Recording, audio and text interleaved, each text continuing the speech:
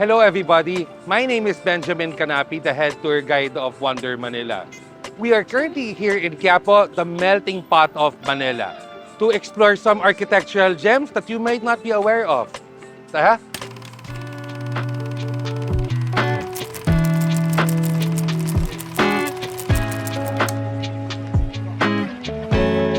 So the official name of the Manila Golden Mosque is the Masjid Al-Dahab. And it was first built in August 1976 in preparation for the state visit of Muammar al-Gaddafi. If any of you are wondering why you're going to build such a huge mosque for one state visit, remember this was the 70s, the period of martial law, and Imelda Marcos is very popularly known for having an edifice complex. Unfortunately, the state visit of al-Gaddafi never materialized. But the mosque ended up getting built, partly because there were already donations coming in from Libya and Saudi Arabia, and it would be a shame not to finish the mosque. The mosque also had the unintended effect of attracting Muslims from nearby areas to congregate here in Quiapo, leading to the foundation of the Muslim town that now surrounds the mosque. The Manila Golden Mosque is the largest mosque here in Metro Manila and is still attracting Muslims from all over the country to come here and pay their respects and to say their prayers. The aesthetic choices here at the Manila Golden Mosque is typical of Islamic architecture. It is also a combination of Islamic influences both locally and coming from the Middle East. The size and the scale of the Golden Mosque makes it a very stunning symbol of the Muslim faith here in Metro Manila.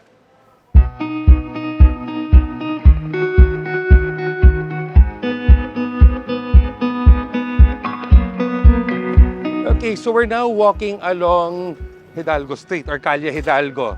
Now, back in the day, during the latter parts of the Spanish period and the American period, Hidalgo had the reputation of being the most beautiful street in Manila. And for good reason. A lot of the largest bahay na batos can still be found along Hidalgo. And when you're coming from Quiapo, you come from Quiapo Main na lang, let's call it that, and you go straight straight through Hidalgo, you will actually end up at the San Sebastian Church, another architectural gem found in Quiapo. The nice thing is, they are going to declare this area a heritage zone, Hidalgo.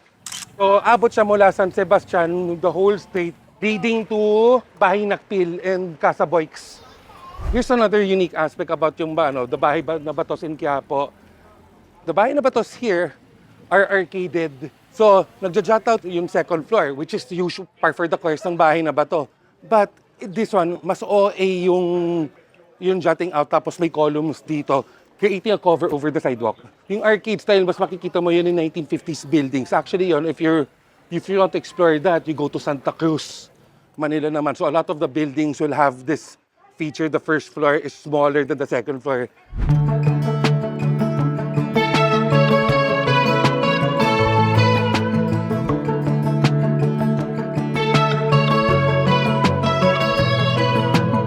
So what you've just seen is a portion of the Ocampo Pagoda Mansion, which in my opinion is the craziest structure that you are going to find here in Quiapo. And because this is Quiapo, that's saying a lot. The Ocampo Pagoda Mansion was commissioned by Jose Mariano Ocampo back in 1936. And the structure itself took 5 years to complete. So that's from 1936 to 1941. It's a 3-story mansion structure that is closely resembles a Japanese temple/pagoda. Beside it is a 7-story tower. Mariano long admired Japan because it was an example of a country that was just as prosperous and forward-thinking as any Western country. And he was so enamored by it that he wanted to build a piece of Japan here in Quiapo. Whether or not he changed his mind during the Japanese occupation is something up for debate. As far as I know, before he died, Jose Mariano did donate the pagoda and the surrounding compound to the community. This is also why the pagoda is now within the care of the community surrounding it. The pagoda is extremely well built. Emphasis on extremely. Because of its construction, it was actually used as an air raid shelter during World War II. In fact, Ever since it was built in 1941 to this present age, you can only see, so you can see some damage here. There are already parts of the tower that has crumbled, and that has a lot to do with the age of the structure, as opposed to how it was built in the first place.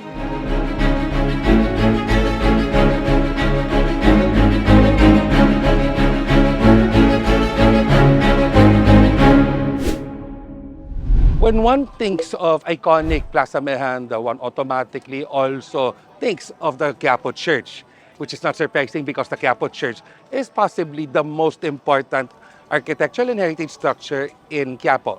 However, Plaza Miranda is also home to another architectural gem, the FNC building. So the FNC building used to be known as the Picache building, and at the time that it was built, it was one of the more tallest buildings in the country. The reason it was able to shatter records at the time was because of the use of structural steel, which made for taller, lighter, but stronger buildings. And the Picache building was built because of the vision of the then mayor to make Manila home for modern businesses. So it was an idea to turn Quiapo into a business hub, sort of like what Makati is now. However, that would prove to be very difficult on so many fronts, and the emergence of Makati in the 1950s effectively dashed that dream. Nowadays, you will find far taller buildings and skyscrapers in Makati and BGC, mostly because aside from the openness of the areas there, the ground is substantially harder than Manila is. So now the FNC building still stands at Plaza Miranda, but it's now overwhelmed by the environment around it.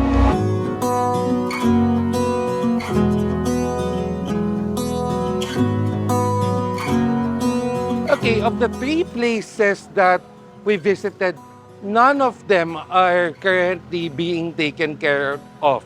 But there are unique reasons for these. In the case of the FNC building and the Ocampo Pagoda Mansion, they are owned privately, which already puts a layer of challenges on top of the usual challenges facing heritage structures dito. Because if these are private structures, the people who own them, it's up to them what they want to do with the structures or not. And then you also have the usual garden variety challenges, such as lack of funding or lack of appreciation.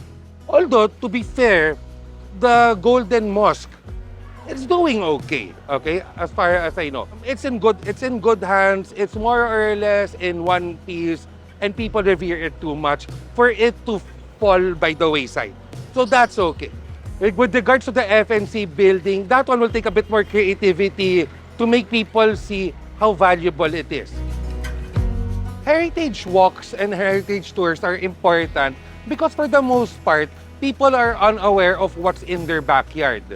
We do these tours and walks to change the perception of people of what Metro Manila is all about. We want people to know that there are things beyond what they know that gives more value to this place, and the more value that they realize these places have, the more we hope, theoretically, we hope that they start caring more and taking proactive measures to help protect what we have left. If you have a suggestion on what we should feature next, please let us know at the Livable Cities chat room at the Rappler Communities app.